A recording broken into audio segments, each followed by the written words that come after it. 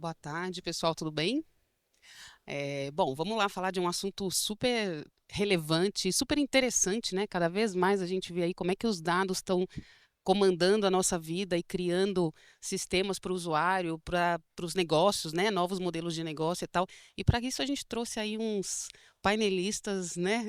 Super importantes, super relevantes no mercado, que têm perspectivas diferentes, estão em lugares diferentes. Então, para começar assim já com eles, que são as grandes estrelas, eu queria que vocês se apresentassem. Pode começar aqui pelo André e já vou emendar com uma pergunta, que aí vocês já apresentam e já respondem, tá? Qual que é a maturidade do mercado brasileiro em termos de dados?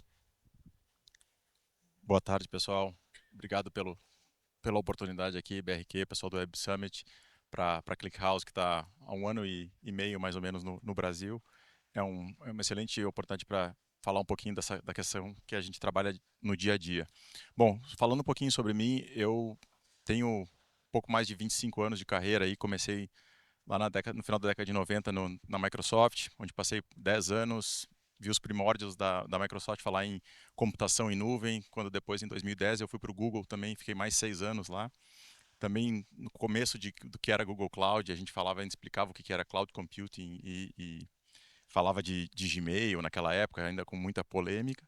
E depois no mundo, em 2017 eu passei a ir para o mundo de startups e eu entendi que depois de morando nos Estados Unidos um bom tempo, no Vale do Silício, que eu queria trazer tecnologia para América Latina. E eu fui responsável em 2017 para trazer a Elastic para cá. Depois de 4 anos eu fui para a Neo4j, toda a parte de base de dados grafos, e agora fazendo o mesmo trabalho para ClickHouse. E é uma coisa que eu adoro, assim, porque já pegando um ponto, o brasileiro, latino-americano, ele é muito aberto a tecnologias open source e muito inovador, gosta de tentar bastante.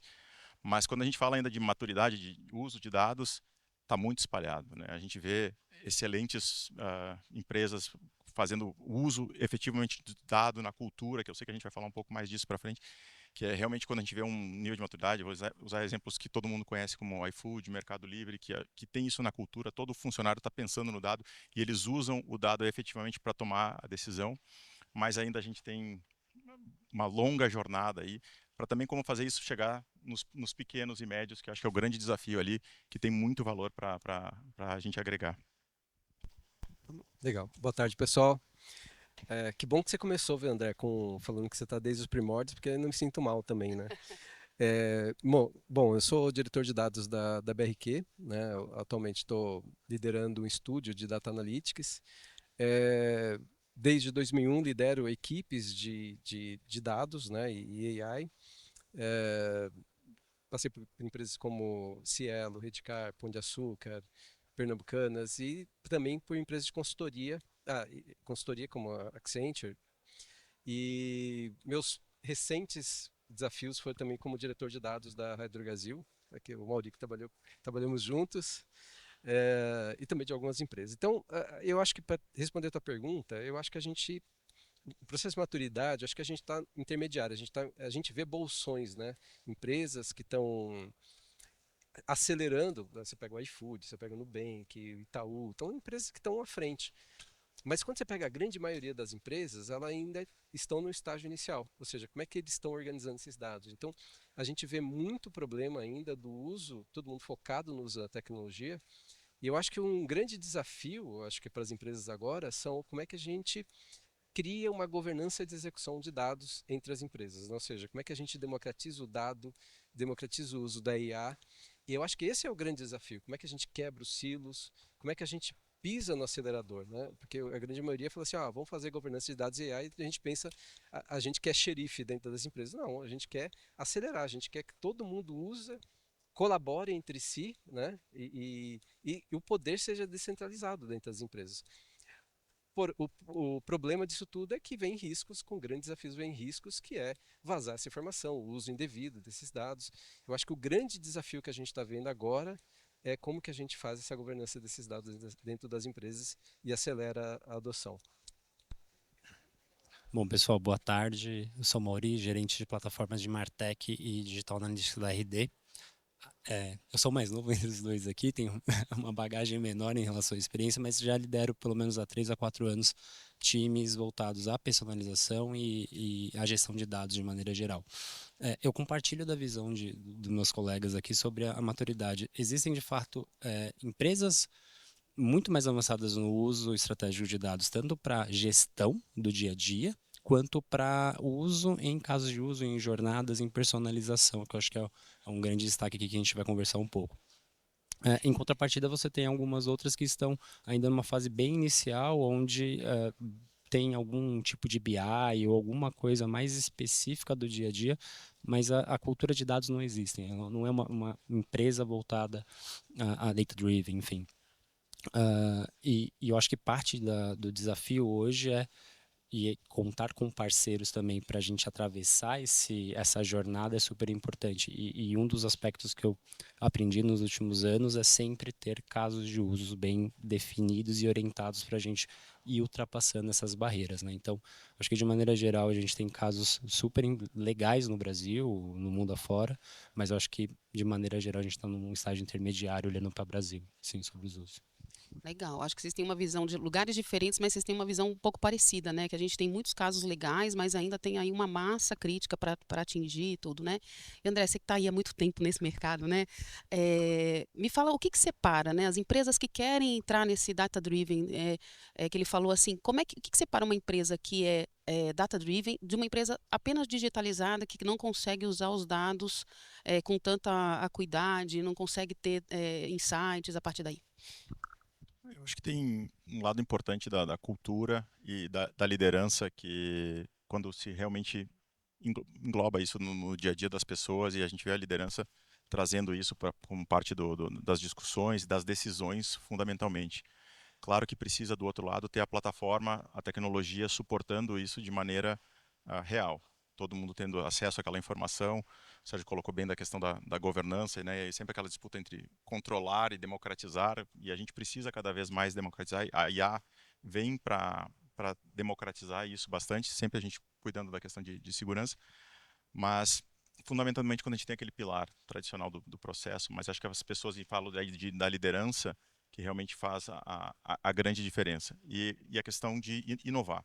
Inovar, testar novas tecnologias, testar por caso de uso. A gente trabalha muito nessa questão de caso de uso, acho que é um ponto bem colocado ali de qual o problema que eu vou resolver e começar isso a expandir. E criar esse movimento dentro das empresas de olhar problemas específicos e trazer isso para as plataformas. O grande desafio também que a gente vê agora, que apesar da IA ver como uma oportunidade, ela muda, né, essa nossa forma de pensar, as oportunidades para as empresas, ela pode, quem souber utilizar isso bem, vai equalizar o poder até competir com os grandes. A gente já viu o primeiro unicórnio de uma pessoa, que era uma coisa que o Sam Altman falou que aconteceria, mas mudam os requisitos também. A maioria dos sistemas, das plataformas, das tecnologias atuais, elas não estão prontas para lidar com a IA. Então tem que ter uma conscientização tanto dos líderes de tecnologia quanto dos líderes de negócio que precisa mudar esses paradigmas. Se a gente for pensar que nós estamos com mais ou menos 50, 60 pessoas, se a gente for utilizar um agente, esse agente ele não trabalha como um DBA tradicional que faz uma query estruturada e eu sei exatamente. Cada pergunta que a gente fizer aqui pode disparar 10, 20, Infinitas. 30 queries porque o LLM ele quer buscar o contexto. E aí ele faz isso simultaneamente. E os sistemas de back-end, principalmente as bases de dados, elas não estão preparadas para isso. Então se cria um desafio adicional que os requisitos, IA muda o jogo, mas muda os requisitos que a gente tinha até antes dela. Questão tecnológica, mas a questão cultural também, né? Sem dúvida nenhuma. E aí, Sérgio, emendando para você, assim, quando vocês vão nas empresas, né, vocês estão lá no back-end, quais são os principais erros que vocês veem, assim, ou os desafios? Mas eu acho que é pegar mais assim, o que que dá errado? Você fala, não vai, não vai dar certo isso aqui. Pergunta boa. Devia ter deixado para o André responder, né? Não para mim, né? Mas eu vou tentar dar respostas não óbvias, mas até mesmo para toda vez que a gente vem numa palestra dessa, a gente fala assim, pô, vai ser sempre do mesmo. Mas o que eu acho que a gente vê, primeiro, muito foco em tecnologia, né? Um foco demasiado em tecnologia, porque a gente teve muitas mudanças ao longo dos anos no mundo de dados. O mundo de dados é onde se mais mudou, né? Tem até uma pesquisa do Thomas Davenport que ele fala que o mandato médio de um CDO nos Estados Unidos é de 2 anos e meio. É muito curto. É, a gente passou pela época da Torre House, que a gente achava que era difícil, a gente passou pela época do Big Data, do cientista de dados, o professor mais sexy do mundo, e a gente nem estava conseguindo colocar tudo isso na nuvem, veio a Generative AI para mudar tudo, né? Então, a gente tem um foco muito grande em tecnologia. Eu acho que por outro, e isso a gente agora nesse momento, só para todo mundo entender, a gente está no momento que os dados que a gente negligenciava nas empresas como dados não estruturados, né, os PDFs, os áudios, isso é combustível da IA. Então a gente precisa se reorganizar, criar uma fundação firme de governança para conversar sobre plataformas de IA, para depois conversar sobre governança de IA. Então esse está sendo a discussão que a gente está vendo nesse momento. Tem um outro ponto de vista não óbvio que eu falo que tem muito coisófilo nas empresas, né? Coisófilos são pessoas que gostam de coisas, não gostam de gente, né? Eu já ia te perguntar o que que é isso que eu não sei. E eu acho que esse é o meu ponto de vista pessoal, eu acho que esse é um business de pessoas, porque no final das contas você precisa de gente que entenda que o dado são pegadas dos clientes e você precisa cuidar muito bem disso. Isso é um combustível que é explosivo, é combustível de foguete, pode te levar na lua, mas se você não tratar bem, você tem uma legislação muito pesada em cima. Você precisa ter pessoas que entendam para fazer modelos estatísticos de padronização, você precisa de engenheiros, você precisa de estatísticos, de cientistas de dados. Isso dá trabalho.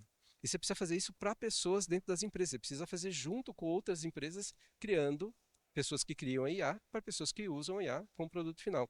Então, no final das contas, para mim é tudo um business de gente, né? Você precisa ter uma maturidade e isso é elevado. Então, tem muita gente querendo resultado muito rápido da IA sem levar em conta que existe uma maturidade para você atingir dentro das empresas. Então, esses são 2 pontos que eu vejo.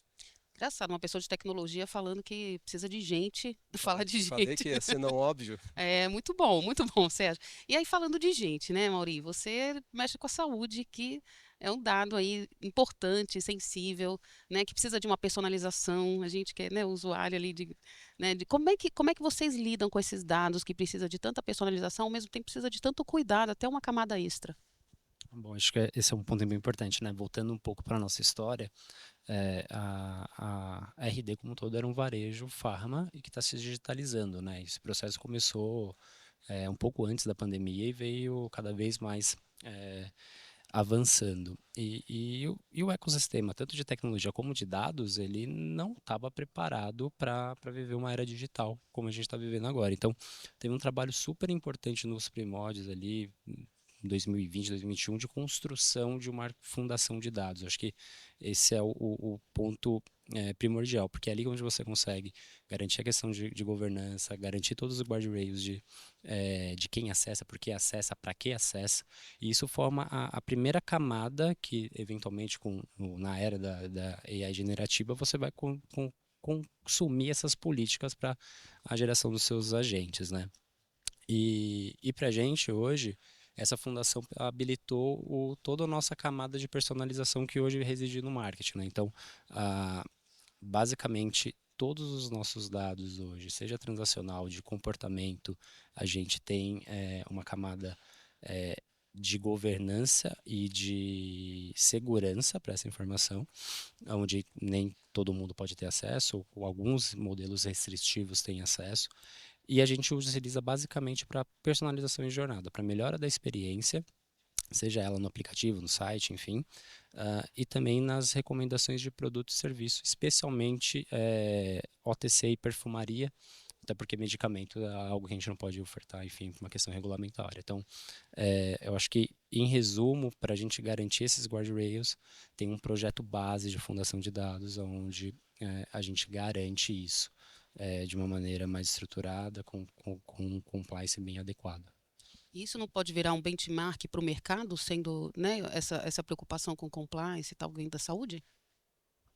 Imagino que sim, e eu acho que as indústrias mais importantes em relação a esse tema, acho que são mais sensíveis a indústria de saúde e acho que finance também. Então, são acho que os dois onde a gente tem mais gasta-se mais tempo de discussão antes de tomar um caminho A ou B para ser seguido, tá? Legal. Eu vou fazer para o André, mas pode ser para vocês dois também, se vocês tiverem um exemplo. Eu queria mais um exemplo mesmo, case, que vocês viram ou que trabalharam junto, que é um bom case de sistema de uma empresa que usou dados, usou, né, essa estrutura para fazer a personalização, para fazer uma experiência, uma jornada melhor para o cliente? Eu vou contar um pouquinho do um projeto que a gente está fazendo nesse momento com o time do Mercado Livre, que eu acho que pega uma das referências aí. O Mercado Livre trabalham com dados em todas inclusive deixam isso disponível para os desenvolvedores, para que eles consigam tomar decisões até no desenvolvimento das aplicações de como melhorar para servir o cliente, focando muito na jornada do cliente. E eles tinham um desafio que eles têm mais ou menos 30 mil microserviços para fazer toda a parte de lá. E 1.600 são considerados extremamente críticos, são aqueles que realmente impactam tanto da perspectiva externa, no usuário, na experiência do usuário, quanto na questão de geração de receita do Mercado Livre. E eles, por questões de restrições até de orçamento e pelo volume de dados que eles geram, a gente está falando de 300, 400 milhões de eventos por minuto só em alguns microserviços nesse pequeno universo dos críticos, eles tinham dificuldades de fazer a gestão e eles trabalhavam somente com 1% dos dados. Eles pegavam uma amostra, uma amostragem, para entender o que estava acontecendo e assim... Nossa, 1% de todos os dados gerados? Porque era impossível capturar, tanto do ponto de vista de custo, quanto de plataforma que tenha alta concorrência e velocidade de ingestão assim. E eles buscaram, estão trabalhando com a gente para fazer, já mudaram para fazer 100% dos dados, e aí eles conseguem capturar tudo que passa na plataforma, de saber por que às vezes um pagamento não vai, o que eles precisam antecipar para melhorar essa experiência de pagamento, seja porque é fraude, seja porque às vezes problemas com comunicação com sistemas de pagamento ali. Então agora eles têm visão total de tudo que acontece dentro do ambiente da experiência do usuário e começam a tomar não só as decisões técnicas, mas decisões de negócio, porque aí ele também tem a visão dos produtos, da jornada do cliente e eles estão botando em prática toda essa questão. Mas é uma mudança que requer coragem de sair de plataformas tradicionais para uma plataforma de uma startup como a ClickHouse, que aí fala um pouco da questão da liderança de novo, da questão das pessoas que o Sérgio bem colocou, mas de ter essa informação e usar o dado, primeiro conseguir trazer esse dado, porque os dados estão ali, nem sempre a gente consegue capturar e utilizar e transformar aquilo em informação útil e depois tomar uma ação. E de novo, falando das pessoas, de dar poder em todos os níveis, do desenvolvedor identificar um problema e que ele consiga resolver e ser ágil nesse processo também. E conseguiu criar um modelo de negócio novo, alguma aplicação nova dentro desse sistema? Sim, e eles estão inclusive testando, pegando esses feedbacks para também treinar os próprios agentes, para dar mais input, mais contexto para os agentes, para melhorar. Eles lançaram recentemente alguns agentes de atendimento na questão para facilitar a devolução, para reduzir o tempo que reduz. Então tem muito de inovação dentro desses processos ali, de otimizar e melhorar a experiência do cliente. Legal, legal. Você tem algum caso? Né, acho que tem um caso que é bem interessante, que é da BRQ junto com o Santander, que nós criamos juntos um primeiro assistente virtual usando Generative AI para advisors financeiros, né? A gente pegava informação dos morning calls das empresas, né? Do mercado, junto com os dados de clientes, a gente cria um pitch personalizado para cada advisor que tem para clientes de alta renda, né? E isso que demorava 40 minutos é feito agora em 30 segundos. Isso acho que foi o primeiro caso de um advisor financeiro com Generative AI, né? Então isso foi bem bacana.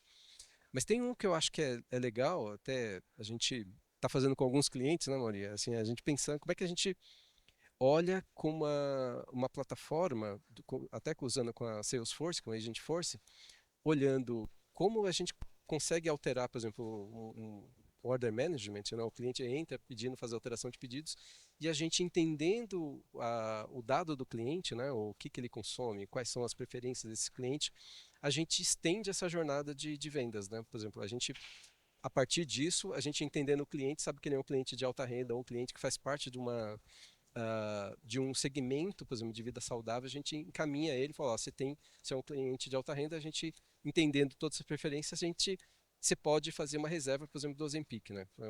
É só uma ideia, viu, Maurício? Não tem nada, não é nenhuma sugestão. Mas a ideia é como é que a gente impulsiona, por exemplo, o compra e retiro, como é que a gente impulsiona assinaturas, como é que a gente entra numa jornada e realmente para gerar um ROI um agente ou um AI que gere um retorno de investimento adequado para a empresa. Esses dois. Bom, um que eu tenho bastante consideração dentro dessa jornada de hiperpersonalização na Raia, não é um caso de hiperpersonalização, mas é um de personalização com base em segmentos, né? Então, a gente tem uma postura com os clientes de sempre dar um melhor desconto, sempre a melhor oferta para determinado produto que ele está procurando. E a gente classifica isso como uma central de benefícios, né? Então, a gente hoje orienta a personalização na oferta desses benefícios e vantagens de acordo com o perfil que a gente tem daquele cliente, seja aquele um perfil como de cronicidade, de vida saudável, enfim. Então, a partir do que nós conhecemos dele, a gente oferece um conjunto de ofertas e benefícios mais especializados para eles, né? Isso é importante porque muda a interação do cliente com o nosso aplicativo. Ele tem uma experiência diferenciada a depender do seu perfil junto conosco. Legal, mais do que otimizar, você incrementa o negócio, né? Nós estamos quase terminando aqui, então vou fazer também uma perguntinha geral aqui, se a gente, assim, acho que está no lugar aqui das pessoas que estão assistindo a gente. Vocês como líderes de negócio, seja de grande, até de média e pequena, que eu acho que é onde está a parte mais crítica, quais conselhos vocês dariam para essas pessoas que querem ser data-driven, mas não sabem nem por onde começar, nem postura, assim, sabe? Como é que eu começo? Bom, acho que primeiro ponto, realmente a IA generativa ela muda esse parâmetro. Ela é uma questão de ir atrás e começar a estudar, e tem muito material. Realmente não é uma coisa que dá para ignorar, já passamos dessa estágio. E entender tudo que é possível. Acho que esse é o ponto. E tá disponível para todo mundo. Esse ele é bem realmente democrático. O segundo ponto é entender que os requisitos mudaram. A regra do jogo foi completamente alterada pela IA generativa, né? Como ele falou, dos processos de maturidade, da jornada de dados, ela é uma jornada que também mudou e vai continuar mudando até a gente entender todo o potencial e o que a IA exige para nós. Mas eu acho que a gente não pode mais negar que isso tem que ser abraçado. A questão da governança e o risco vai ter sempre um ponto, mas eu digo, precisamos tomar um pouco mais de risco, porque os ganhos são infinitamente superiores aos riscos que a gente pode tomar. E a gente tem trabalhado, a ClickHouse trabalha com a OpenAI, Anthropic, a LangChain para pegar alguns, e os grandes utilizadores de tecnologia como a Sierra ou a própria Tesla, que são nossos clientes hoje e usam a nossa plataforma pela questão de alta concorrência. E a gente vê muito isso, assim, a questão dos modelos evoluindo rapidamente, dando mais produtividade para quem quiser utilizar. Então, assim, de novo, o exemplo do unicórnio de uma pessoa, a gente tem esse potencial. O brasileiro é extremamente criativo, trabalhador, então a gente precisa fazer essa informação chegar para eles lá. Boa. Respostas não óbvias de novo. Vamos lá. Adoro. Não, eu acho o seguinte, acho que a primeira coisa a gente precisa saber é onde que a gente quer chegar, né, com o uso da AI. Cada empresa tem uma maturidade, um momento diferente. De repente a gente está no momento de democratizar essas informações, criar os primeiros casos. Eu acho que se a gente conseguir coletar dentro das empresas esses casos de usos, que o Mauri falou bem, e a gente achar o ROI desses casos de uso, aí depois a gente começa a pensar, ainda não na tecnologia, nas pessoas, né? Que pessoas, que time, quais são as lideranças que a gente precisa fazer, quais são as lideranças que a gente precisa instruir para falar sobre dados, né? E depois criar uma fundação bem estruturada, porque esses dados precisam ser muito bem cuidados para que isso seja usado numa plataforma agêntica e depois a gente usa esses casos de uso em larga escala. Então, acho que para mim é onde quer chegar, pessoas, né? Tudo começa com gente, e depois a gente entra na tecnologia e como é que a gente avança rápido isso numa estruturação de uma fundação. A gente fala bastante sobre tecnologias, de conceitos como Lake House, né? Como é que esses conceitos agora são, na sua base, governados, tem uma governança, um pilar principal como governança, né? Então, esses novos conceitos que estão surgindo junto com a IA, vão levar a gente para o uso em escala. Perfeito. Vamos lá. Bom, acho que eu tenho uma visão bem alinhada com o Sérgio em relação saber onde quer chegar e os casos de uso, mas eu acho que no momento que você tem isso bem definido e próximo de ser implementado, acho que uma visão de construção platformica, digamos assim, é super importante, sempre de reaproveitar. Então, o caso de uso a ser definido, ele não pode ser um caso muito específico que não escala ou que não pode ser utilizado por outras áreas. Então, a companhia tem que olhar que aquele asset de dados, aquela entrega é um ativo da empresa que pode gerar alguma receita, pode reduzir algum custo, enfim, ele não pode ser muito fragmentado. Acho que no meu ponto de vista, bons casos de uso, eles pressupõem escala posteriormente, né? Então, isso precisa estar na conta, porque senão você tem sempre aquele processo de enxugar gelo. Eu vou Uhum. entregando pequenas coisas e não se sustenta a longo prazo, né? Legal. Perfeito, gente. Super obrigada. Uma aula aqui. Eu adorei. Espero que vocês tenham gostado. Obrigada. Ah, lá, muito bem, muito obrigada. Obrigado aos nossos palestrantes. Encerramos este painel gratos pelos aprendizados e reflexões que foram debatidos.